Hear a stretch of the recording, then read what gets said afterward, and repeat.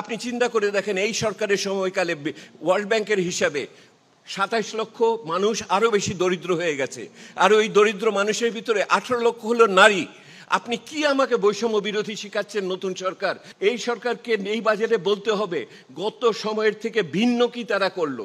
ওই ২ টাকা বাড়িয়েছে এখানে, ৪ টাকা কমিয়েছে এখানে, এই আলোচনায় মন ভরবে না। আমি আগে তো বলেছি যে ৩টি বড় বড় চ্যালেঞ্জ নিয়ে এই সরকার এসেছিল। ভিত্তিভূমিকে নির্দিষ্ট করা, স্থিতিশীলতা ফিরে কিছু নিয়ে আসা, এবং সংস্কারের যে প্রতিবন্ধকতাগুলো আছে সংস্কারের মাধ্যমে তা চিহ্নিত করা। কিন্তু আপনি দেখুন কি ঘটনাটা ঘটল। এটা তো প্রত্যাশার অংশ ছিল। ডক্টর মঈন খান বললেন আলাপ আলোচনা কতখানি সীমিতভাবে হয়েছে। আমি তার দুটো উদাহরণ আপনাদের বলি।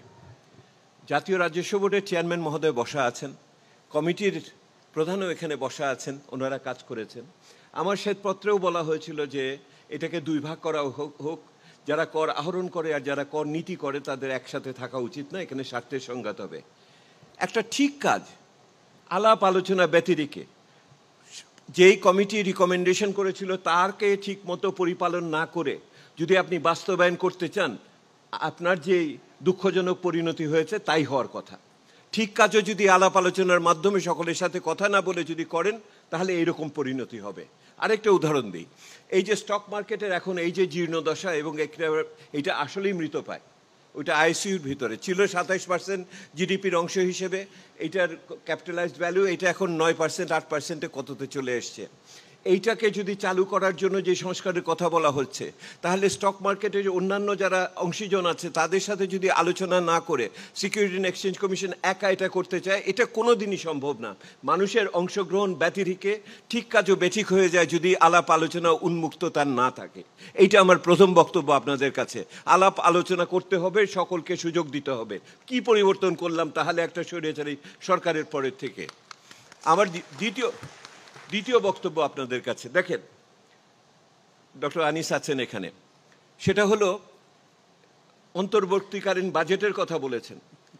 অন্তর্বর্তীকালীন বাজেট কি? যেই বাজেট নিয়ে কাজ করছেন এটা তো পতীত সরকারের বাজেট। এই পতীত সরকারের বাজেট নিয়ে আপনি প্রথমে ওটাকে ওই যে প্রাক্কলন করেছেন, রিভাইজ করেছেন জানুয়ারি, ফেব্রুয়ারি, মার্চ মাসের দিকে এসে, এপ্রিল মাসের দিকে এসে, কিন্তু কাঠামোগত কি পরিবর্তন করলেন? ওই প্রাক্কলনের লক্ষ্যমাত্রা। আপনি এক্সামশন ছাড় দিবেন না বলতেছেন, কাকে ছাড় ছেড়ে দিচ্ছেন? কোথায় আপনি ভর্তুকিতে রাখছেন? কোথায় ইন্টারেস্টের কোথায় দিচ্ছেন? কে বলতে পারবে? আপনি কি স্বচ্ছতা দিয়েছেন আমাকে বলুন তো দেখি। ওই একটা স্বৈরাচারী সরকারের সময় যে স্বচ্ছতার অভাব, কীভাবে করের ভিতর থেকে কিভাবে নিয়ে গেলেন? ওই পতীত সরকারের এডিপি ছিল, ওই এডিপির থেকে কেমন করে কমানো হলো?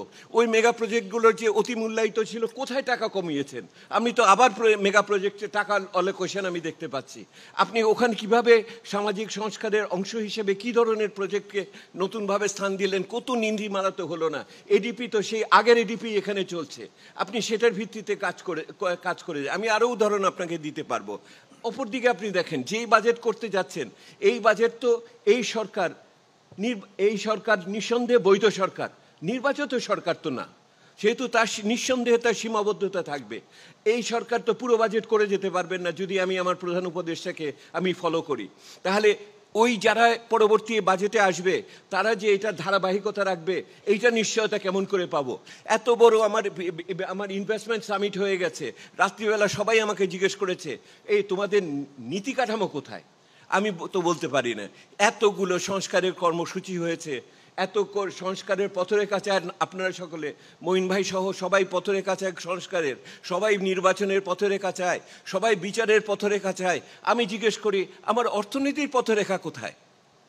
আমার আপনি দেখেন, আপনি যে 5 ইয়ার প্ল্যান ছিল অষ্টম কারেক্টলি বন্ধ করে দেওয়া হচ্ছে 7th-এ, কিন্তু কোনো মিড টার্ম পরিকল্পনা নেই। ওনারা যারা আছেন তারা কি 6 মাসের হিসেবে বিনিয়োগ করবেন নাকি 6 বছর মাথায় রেখে বিনিয়োগ করবেন? ধারাবাহিকতা যদি না থাকে, যদি আগামী দিনের সম্বন্ধে যদি আমাদের বিশ্বাস না থাকে, ওই যে সামিটের লোকেরা রাত্রিবেলা আমাকে জিজ্ঞেস করেছে এগুলি কি অব্যাহত থাকবে, এখন কি নিয়মটি আছে, তো সেইগুলির ভিত্তিতে কোথায়?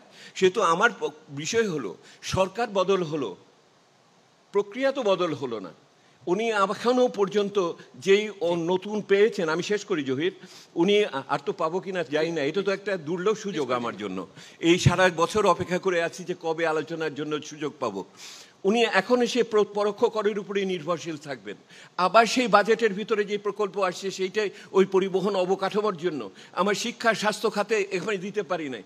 কথা তো ছিল এই সময়কালে বৈষম্য বিরোধী আন্দোলন করেছি, ছাত্র যুব সমাজের জন্য আমি কর্মসংস্থানের কি করছি, কোনো কর্মসংস্থানের পরিকল্পনা তো আমি এখন পর্যন্ত এই বাজেটের সাথে দেখলাম না। আবার সেই আয় ব্যয়ের আলোচনা, আমি তো দেখি না কর্মসংস্থানের আলোচনা কোত্থেকে হলো।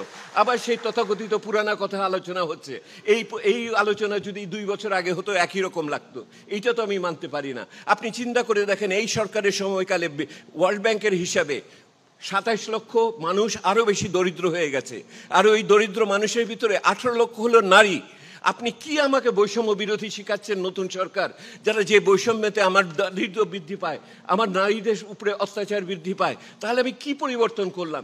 এই সরকারকে এই বাজেটে বলতে হবে গত সময়ের থেকে ভিন্ন কি তারা করলো। ওই 2 টাকা বাড়িয়েছে এখানে, 4 টাকা কমিয়েছে এখানে, এই আলোচনায় মন ভরবে না। ধন্যবাদ।